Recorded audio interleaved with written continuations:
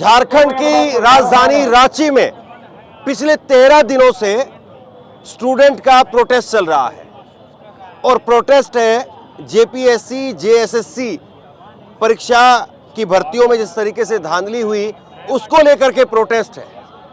लेकिन यहाँ पर कुछ चैनल वाले दिल्ली से आए स्पेशली खास तौर पर, और वो यहाँ पर बिरयानी के अंदर हड्डी ढूंढने लगे और वो इस बात की चर्चा नहीं कर रहे थे कि जेपीएससी में क्या दिक्कत है, जेएसएससी में क्या दिक्कत है या स्टूडेंट्स को क्या दिक्कत है। वो ये देख रहे थे कि जंतर मंतर पर जुनैद की बिरयानी मिल रही है, लेकिन यहाँ जुनैद की बिरयानी नहीं है, यहाँ पर आलू चावल जो है वो लड़के खा रहे हैं। जुनैद कहाँ है, जुनैद कहाँ है? वो अमन चोपड़ा में नाम ले देता हूँ, वो यहाँ आकर के 4-5 दिनों तक ऐसे सर्वे कर रहे थे कि जैसे जुनैद कोहिनूर का हीरा है जो इंग्लैंड की महारानी चुरा करके ले गई है, और जुनैद को जमीन से खोद करके निकाल करके कोई बहुत बड़ी रिसर्च खोजी पत्रकारिता वो कर देंगे कि जुनैद का हीरा जो है वो उन्होंने जो इंग्लैंड की महारानी वो चुरा करके ले गई थी, उन्होंने उसका आविष्कार कर दिया, फिर से वो खोज करके निकाल दिया। फर्क बताऊंगा जंतर मंतर और रांची की इस जगह पर जहाँ छात्र बैठे हैं, ये भी जेनजी है, लेकिन किस तरह का फर्क है उसको समझिए। ये देखिए मंदिर से लंगर आया है, ये देखिए आप, ये मंदिर से लंगर आया है और यहाँ पर मंदिर से प्रसाद है। आलू की सब्जी है, आलू की सब्जी है, दाल है, चावल है, और यहाँ सब लाइन में लग के, क्योंकि कई छात्र है बड़ी संख्या में जो यहाँ पर हैं और लंगर को खा रहे हैं। देखिए आप, देखिए फर्क क्या है।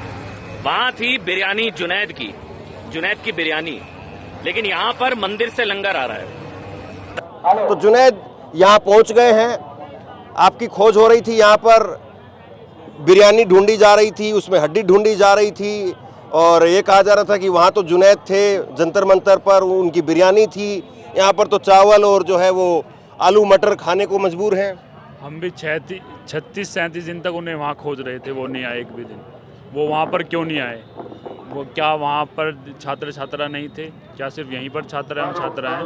और हम उनको ये कहना चाहते हैं कि ये जो आंदोलन हो रहा है वो देश के हित के लिए हो रहा है, छात्रों के हित के लिए हो रहा है, तो फिर अनर्गल बयानबाजी करने की या इसको मुद्दे से भटकाने की क्या आवश्यकता है? आप बड़ी बात करें, आप कह रहे 36-37 दिन वहाँ ढूंढते रहे अमन चोपड़ा को। हाँ, वो वहाँ पर क्यों नहीं आए? वहाँ नहीं आए, क्यों नहीं आए?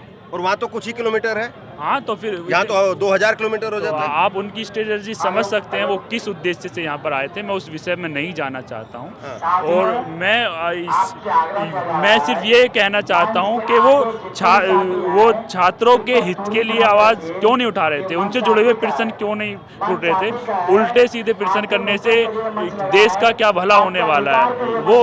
वो इतनी दूर, इतनी पास वहाँ तक नहीं आ पाए, इतनी दूर यहाँ पर आए और एक खास उद्देश्य से वो लेकर आए, वो बांटना चाहते थे। हमारा जो वहाँ का आंदोलन था वो हम इसलिए वहाँ पर उसको जीत पाए कि वहाँ ना हम जाति के आधार पर बट पाए, ना लिंग के आधार पर बट पाए, ना क्षेत्रीय आधार पर बट पाए, ना भाषाई आधार पर बट पाए, ना सांस्कृतिक आधार पर बट पाए। हम लगातार एकजुट रहे, संघर्षशील रहे, संघर्ष में एक दूसरे के साथी बनकर खड़े रहे, और लाख प्रयास किए गए हमें तोड़ने के। हमें देशद्रोही बताया गया, कभी कुछ बोला गया, कभी कुछ बोला गया।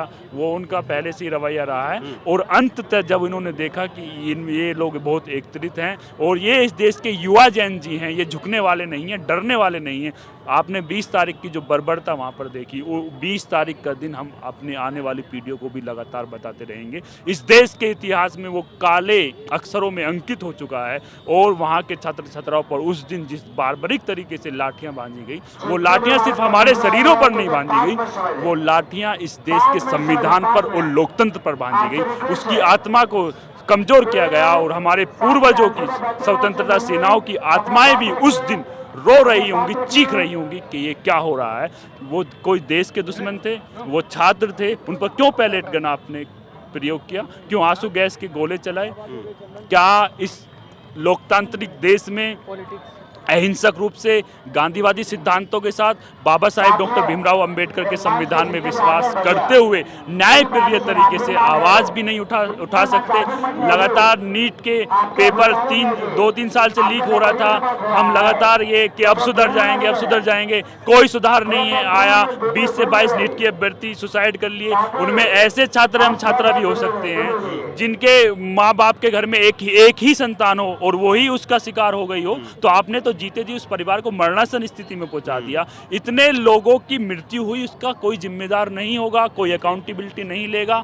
आप इतने लोग मर जाते हैं, आप एक कुर्सी छोड़ने के लिए तैयार नहीं है। एक कुर्सी छोड़ने के लिए आपने इतने बच्चों को बार्बरिक तरीके से पिटवाया, पूरा देश और पूरा विश्व। और सोनम सर को जिस तरीके से वहाँ पर बेड सीट में एक ऐसे, मतलब इतने बड़े जिस देश को उस व्यक्ति ने योगदान दिया, सेना के लिए इतना योगदान दिया, पर्यावरण के लिए पूरा भारत ही नहीं पूरा विश्व उनको जानता है, और इतना योगदान दिया, उसको आप इस ऐसे कुत्ते बिल्ली की तरह घसीट कर लेकर जा रहे हैं। ऐसे व्यक्ति को ये क्या देखिए जुनैद, आपसे लंबी बातें करेंगे, और यही जो है वो एक तरीके से जुनैद की पहचान है, या फिर जुनैद का जो हासिल है वो यही है कि इन्होंने वहाँ 36-35 दिनों तक जो धरना चला, तो वहाँ पर अपनी जो भी इनसे था वो इन्होंने किया।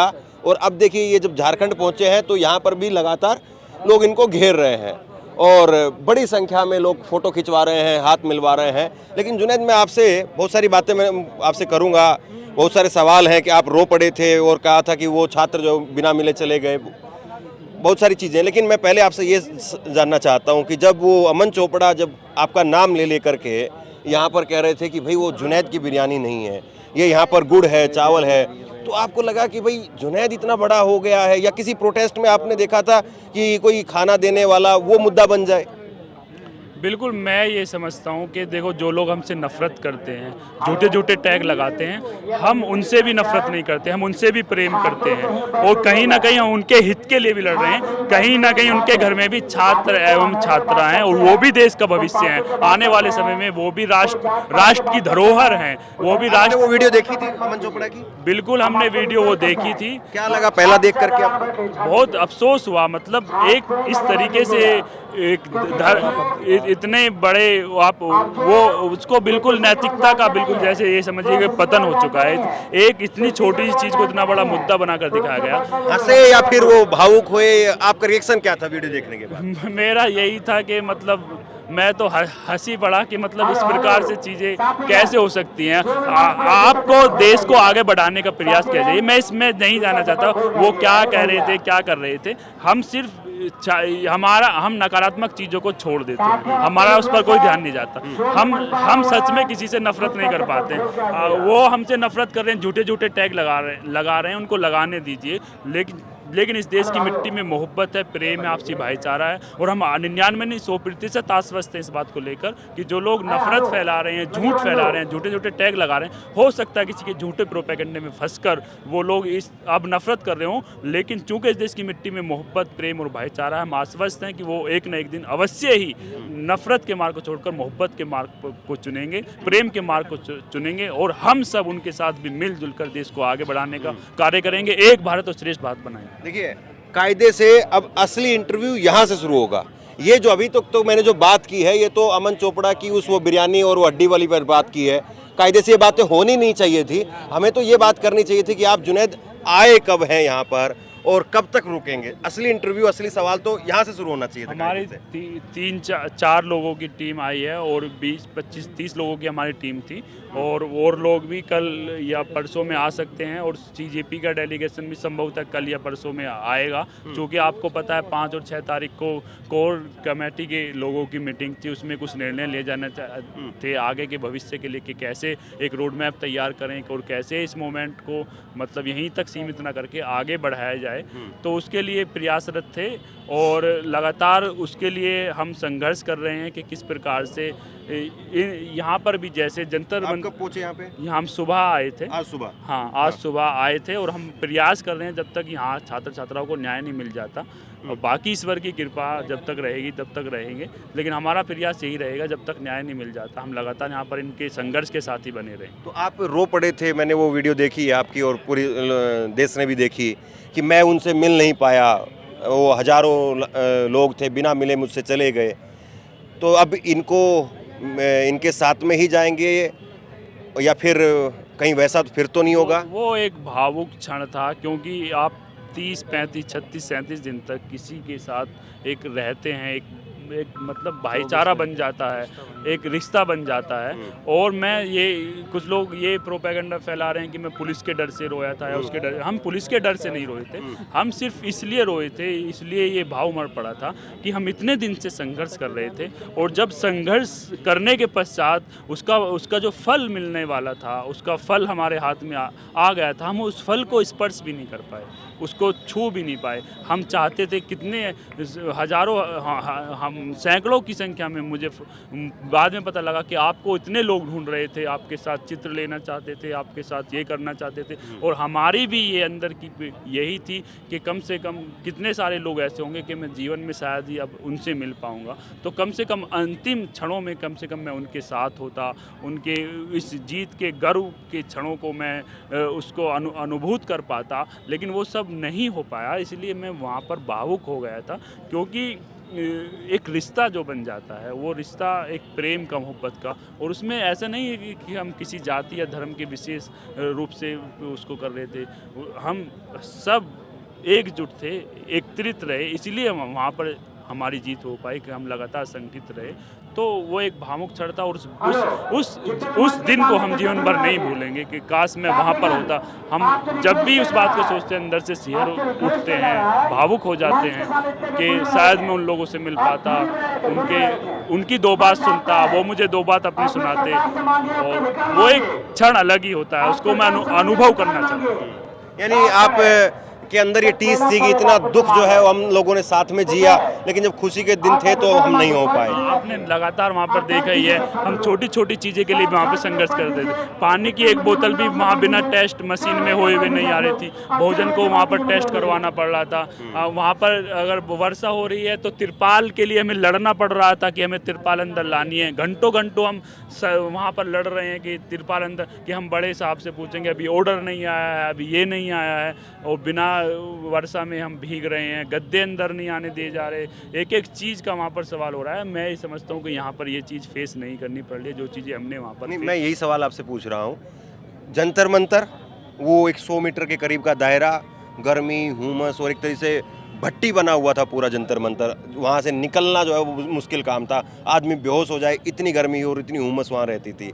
और एक ये जयपाल मुंडा, वो बीजेपी की डबल इंजन की वहाँ की सरकार, और ये यहाँ कांग्रेस जेएमएम की सरकार। आपको जंतर मंतर में और जयपाल मुंडा पार्क में, दोनों में क्या अंतर दिखाई दिया? इसमें बहुत अंतर दिखाई दे रहा है। बाकी हम अभी सुबह आए हैं, यहाँ के लोगों से, यहाँ के छात्र छात्राओं से, उनको अधिक समय नहीं दे पाए हैं, यहाँ उनकी बातों को समझ नहीं पाए हैं। लेकिन उस जंतर मंतर में और इसमें ये पूरा खुला एरिया है, यहाँ सही प्रकार से हम सांस ले सकते हैं। लेकिन वहाँ पर अगर अधिक संख्या में लोग हो जाते थे, इतनी अधिक गर्मी होती थी शुरू में कि हमारा पूरा ये सब तर रहता था, और 17-18 घंटे हम खड़े रहकर वहाँ पर कार्य करते थे।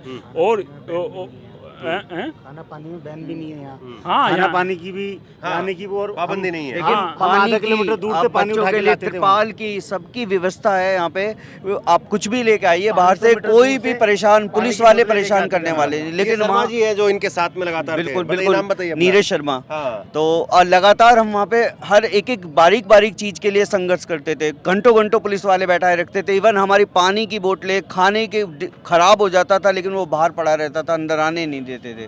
और यहाँ पे लग रहा है कि ये बच्चे इतना संघर्ष नहीं कर रहे कि खाने लाने के लिए इन्हें संघर्ष करना पड़े, या तिरपाल के लिए, अपने कोई सामान लाने के लिए संघर्ष करना पड़े।